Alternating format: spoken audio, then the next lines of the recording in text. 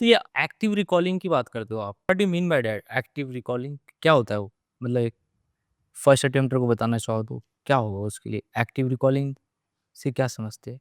थोड़ी डिफिकल्ट है active recalling, क्योंकि हमारा दिमाग अवॉइड करता है हार्ड चीज़ें, बट बहुत रिवॉर्डिंग है, ओके, बहुत रिवॉर्डिंग है। ठीक है। जैसे मान लीजिए मैंने एक आर्टिकल पढ़ा, इंडिया कनाडा का, वो उस आर्टिकल में कम से कम 1200 वर्ड्स हैं।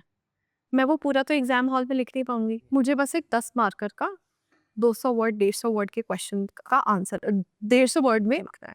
अब मैं अपनी आँखें बंद करूँगी and I will try to recall कि इसमें से मैंने क्या निचोड़ पाया है।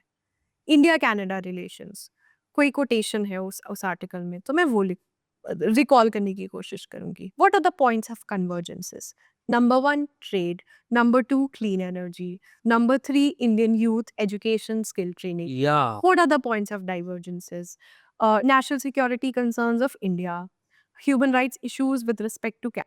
तो ये आपने एक्टिवली रिकॉल किया कि मैंने क्या पढ़ा, उसे आपने अपने शब्दों में उसका एक सार बना के उसका मंथन किया और तो उसका नोट्स भी बनाना है? नोट्स तो नहीं बनाते होगे ना आप? नहीं, नोट्स तो क्योंकि पॉसिबल नहीं है, आप किन चीज़ों के नोट्स बनाओगे?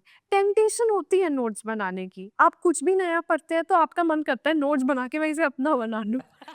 बट सही।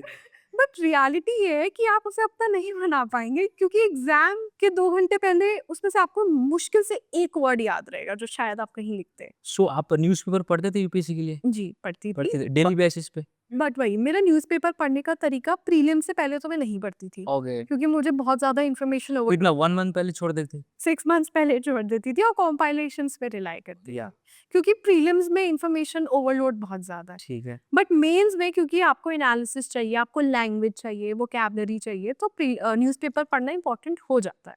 तो बट मैंने वो ट्रेडिशनल वे में नहीं पढ़ा कि न्यूज़पेपर है और पढ़ रहे हैं, वैसे नहीं पढ़ा। मैंने ये अपने एक यूट्यूब लाइव में भी बोला है कि आतिश माथा सर का एक ट्रैकर प्रो है, उन्होंने एक डैशबोर्ड बनाया है, जो रेलेवेंट आर्टिकल्स इसमें आ जाते हैं। तो जैसे सैटरडे संडे बैठे, सारे आर्टिकल्स पढ़ मारे, ऐसे। इससे टाइम भी कम लगता है, आप बस रेलेवेंट चीज़ें पढ़ते हैं। तो इस तरीके से मैंने सर न्यूज़पेपर का अपना ऐप है वो? जी, जी, वो होगा ओके, खुद का। तो इट हेल्प्स या? हाँ, इट इट रियली हेल्प्स, बहुत बहुत स्मार्ट है वो। तो अगर आपके पास टाइम की कमी है, तो आप उसमें इन्वेस्ट करिए, और मतलब आपको रोज़-रोज़ न्यूज़पेपर पढ़ने की फिर ज़रूरत नहीं है। आप उसे अपने हिसाब से पढ़ सकते हैं। उसमें फ़िल्टर्स हैं, जैसे से सिक्योरिटी। मान लीजिए मैंने अभी से इंटरनल सिक्योरिटी पढ़ा और अब मैं चाहती हूँ 6 महीने में सिक्योरिटी पे जितना भी न्यूज़ है, वो सारे मेरी आँखों के सामने हो। वाओ यार! तो वो आँखों के सामने हो जाएगा। क्योंकि रियल न्यूज़पेपर पढ़ते हम ये फ़ॉलो नहीं कर पाते ना, और हर चीज़ की एक बैकग्राउंड स्टोरी होती है। ऐसा हो सकता है कि मैंने बेसिक्स ही ना पढ़े हों, तो मुझे वो समझ नहीं आएगा। तो जब आपने एक बेसिक सोर्स कवर कर लिया, उसके बाद आप इसे फ़ॉलो करेंगे तो बेटर होगा। ये एक प्रोडक्टिविटी हैक सा लगा मुझे, और मैंने यही फ़ॉलो करा था किया 10th था। के दौरान। तो मैम प्रोडक्टिविटी हैक पे ही बात कर लेते हैं। तो वैसे ही मैम आपने अभी तो एआई का ज़माना आ गया है। People are using heavily UPSC aspirant खासकर। तो आपने कैसे यूज़ किया था एआई को और कौन से ऐप यूज़ किया आपने? मुझे बताओ। मेंस के लिए किसके लिए यूज़ किया था आपने? मैंने मेंस के लिए यूज़ करा है, ठीक है। और मैंने अपने उस यूट्यूब लाइव सेशन में भी बोला है कि मैंने चैट जीपीटी बहुत लिबरली यूज़ करा है। पेड वर्ज़न लिया था आपने? नहीं, नहीं। उसका एक एक लिमिटेड टाइम ऑफर था कि आप मतलब या 1 ईयर के लिए अपग्रेड करिए but without any payment. You are right. But उस विंडो में ही करना होता है। I was lucky to know about this, और मैंने वो कर लिया, अभी तक चल रहा है वो वहाँ 1 ईयर के लिए है, सही। अपग्रेडेशन। तो चैट जीपीटी मैंने बहुत लिबरली यूज़ करा, स्पेशली एथिक्स और ऑप्शनल सब्जेक्ट के लिए अपने।